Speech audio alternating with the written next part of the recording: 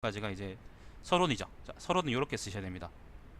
굉장히 많이 무난합니다. 무난하고 그리고 좋습니다. 이게 보면은 일단 저는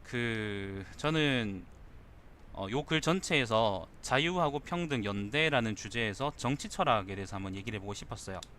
정치 철학에 대해서 얘기를 해보고 싶었고, 저는 이제 양파 얼굴에 대해서 얘기하고 싶지 않았기 때문에 저는 이제 양파 사진을 맨 첫 장에 박아놓긴 했지만은 사실은 서론에서는 양파 이야기가 전혀 나오지 않았죠, 그죠? 자, 그리고 먼저 어떤 거에 대해서 얘기할 건지를 밝히고, 그리고 그 어떤 것이 일상적인 의미, 지금 요 글에서는요, 양파 얼굴 왜 빼요? 양파 얼굴이 양파 말이 지금 제일 중요한데, 어떤 점에서, 그러니까 일상적으로 우리가 얘기할 자유평등 연대라는 것들이 어떤 의미에서 사용되는지를 일단 밝히고 환기시키고, 그리고 요 뒤에 것도 마찬가지죠, 그죠? 역사적인 맥락도 조금 얘기하고, 그리고 본격적으로 이제 역사적으로 정말로 역사적이고 그러니까 역사적이고 이제 사회사적인 의미에서 자유평등 연대 그 뭐 대한 이제 논의가 언제 출발했는가에 대해서 얘기를 하고, 그리고 그 얘기를 한 다음에 이제 지금 정치 철학자들은 자유평등 연대를 어떻게 얘기하고 있는가 대충 얘기해주고, 마지막으로 내가 이 글에서 어떤 얘기를 할 것인지에 대해서 정리를 하는 겁니다. 서론이라는 거는요, 그 글 전체에 대한 이야기를 축약해서 쓰셔야 됩니다. 그 글 전체에 대한 이야기. 물론 그 글 전체 내용이 다 들어갈 필요는 없지만은 적어도 내가 이러이러한 주장을 할 건데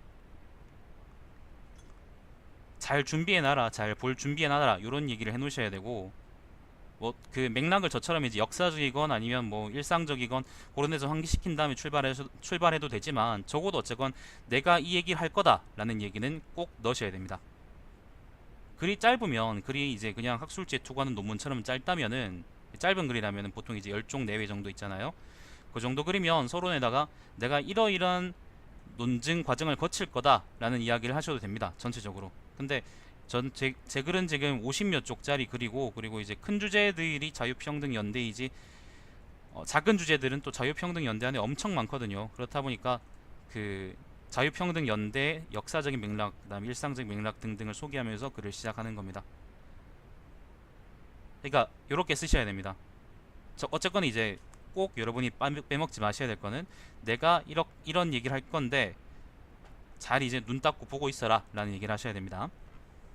그 얘기가 제일 중요합니다, 서론에서는.